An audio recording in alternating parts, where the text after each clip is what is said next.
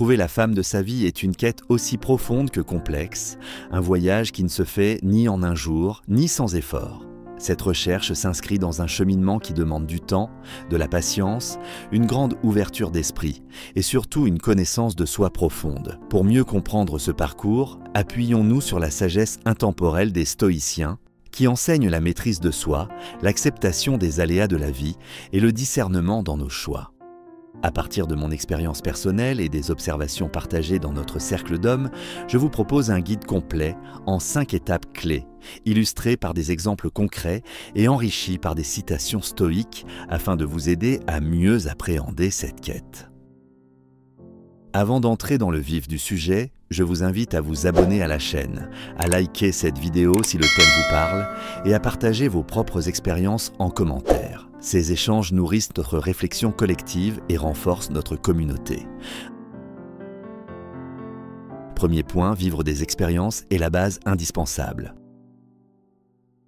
La première étape, et non la moindre, est de s'ouvrir aux expériences multiples. Il est illusoire de penser que la bonne personne s'impose dès la première rencontre. Au contraire, ce sont vos diverses relations, vos échanges avec des femmes au profil, caractère et histoire variés qui nourrissent votre compréhension de ce que vous recherchez réellement. Chaque expérience agit comme un miroir et une leçon. Par exemple, il n'est pas rare de rencontrer une femme charmante, intelligente, mais dont la vision de la vie ne correspond pas à la vôtre. C'est souvent dans ces dissonances que l'on comprend quelles valeurs sont pour nous non négociables.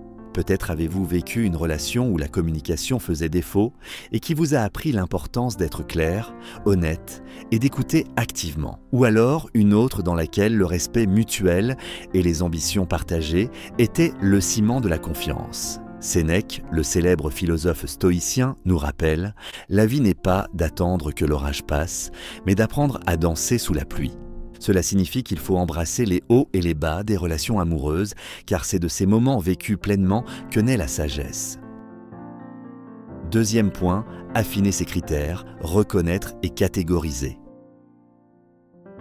Au fil de ces expériences, vient le moment crucial où vous commencez à apprendre à reconnaître ce qui vous convient, à différencier les types de femmes par rapport à votre personnalité et votre projet de vie. C'est une étape d'affinement dans laquelle vous affinez vos filtres. À ce stade, ce n'est plus seulement une question de premier coup de cœur physique, mais bien de construction d'un socle de valeurs communes, de vision de l'avenir partagé. Marcus Aurelius, empereur philosophe, nous éclaire. Ce qui ne rend pas meilleur ne mérite pas votre attention. Ce principe doit guider votre regard. N'investissez pas votre temps et votre cœur dans des relations qui vous tirent vers le bas ou qui ne nourrissent pas votre développement. Imaginez un homme qui a rencontré plusieurs femmes très différentes, certaines stables émotionnellement et responsables, d'autres moins connectées à leurs émotions ou avec des centres d'intérêt éloignés des siens. Petit à petit, il apprend à discerner ce qui fonctionne et ce qui génère simplement des frustrations. Cette capacité à catégoriser réduit la marge d'erreur, orientant ses rencontres futures vers celles qui ont un véritable potentiel d'épanouissement commun. Troisième point, la fatigue des relations, un passage obligé vers la maturité. Pour beaucoup d'hommes, il y a un moment fatidique où l'on se sent fatigué des relations amoureuses, presque écœuré par les déceptions répétées. Plutôt que de voir cela comme un échec, reconnaissons que cette fatigue est souvent le signe d'une véritable progression intérieure, d'une prise de conscience mûrie. Cette lassitude ouvre la voie à un recentrage. Vous cessez de multiplier les rencontres jetables et cherchez plutôt la profondeur et la qualité. Dans ce repos apparent, vous devenez plus sélectif. Vous prenez le temps de réfléchir sur ce que vous voulez réellement, ce que vous êtes prêt à offrir et à accepter. Épictète nous éclaire par cette phrase « Ce n'est pas ce qui t'arrive qui te dérange, mais ce que tu en penses ». Face à la fatigue des relations, la manière dont vous interprétez ces moments de découragement détermine votre aptitude à rebondir et à accueillir la vraie rencontre. Quatrième point, la rencontre, accepter l'imperfection et investir dans la relation.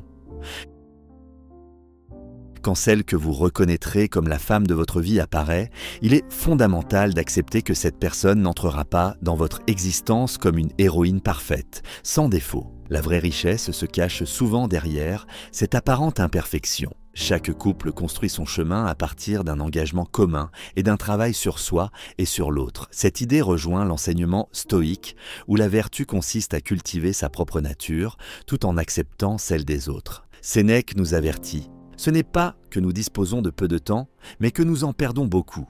S'investir dans une relation exige patience, constance et volonté de dépasser les obstacles ensemble.